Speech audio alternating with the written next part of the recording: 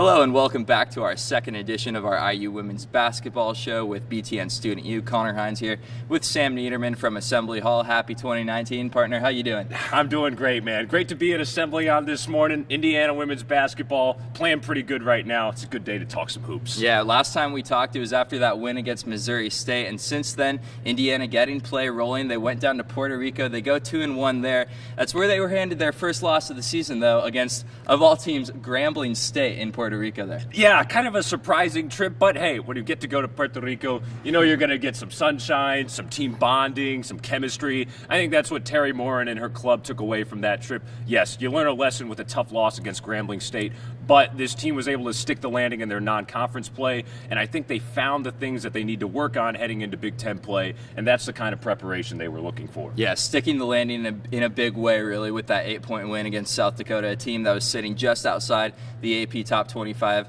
at the time. So they come back from Puerto Rico and get Big Ten play underway with a maybe unexpected overtime win against Illinois. Yeah, that was a nail-biter, and everybody was kind of watching that one from afar, right? Because it was over winter break, at the beginning of January, in the 80s, high-scoring game, and the Hoosiers find a way to pull it out on the road. Then you come back home, another couple of single-digit wins against Penn State and Michigan State, and of course the win over Sparty was the big one, beating the number 15 team in the country in front of a great home crowd on a Sunday afternoon. That really sparked this team and took them to new heights as a program. Yeah, that win really was huge. The win that was good enough to get this team ranked again inside the AP Top 25, coming in at the 25th spot. And then just last night in Columbus, another loss against Ohio State, just the team's second of the year. So after this, obviously, it was a rough loss in many ways, but there were some bright spots.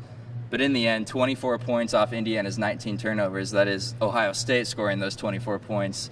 Not going to cut it. Yeah, you got to take care of the basketball to win games, especially on the road. And Indiana didn't execute in that area last night. But it's okay. The Hoosiers get it out of their system. There were some bright spots. Grace Berger coming off the bench, 9 rebounds in good minutes. Yeah, Jalen Penn, who led the team with 12 points once again. Kind of a poor shooting night for the Hoosiers. They only shot 33% from the floor as a unit, but that's good to have to get out of your system because you got another one coming up on the road against Wisconsin. So some tough ways to go about the game, only scoring 14 points in the fourth quarter. Not going to win too many ball games that way.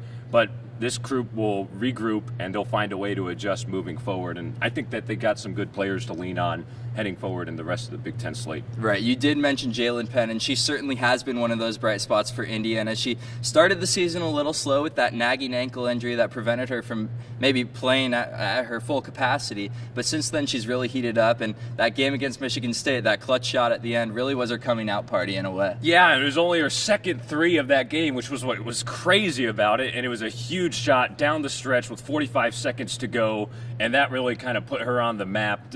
She is the piece that really rounds out this backcourt. You know what you're going to get with Allie Patberg as your facilitator, but Jalen Penn can really shoot the basketball inside and out. Excellent mid-range game. She's been a big standout in just her sophomore season out of Louisville. Big key for the Hoosiers down the stretch. I think you keep an eye on number 13, Jalen Penn. So despite a loss Thursday night in Columbus, that's their second loss of the year, the Indiana women's basketball team continues to roll with Wisconsin on Sunday. They head up to Madison and then welcome Northwestern this next week right here inside Assembly Hall. For Sam, I'm Connor. We'll talk to you guys next time.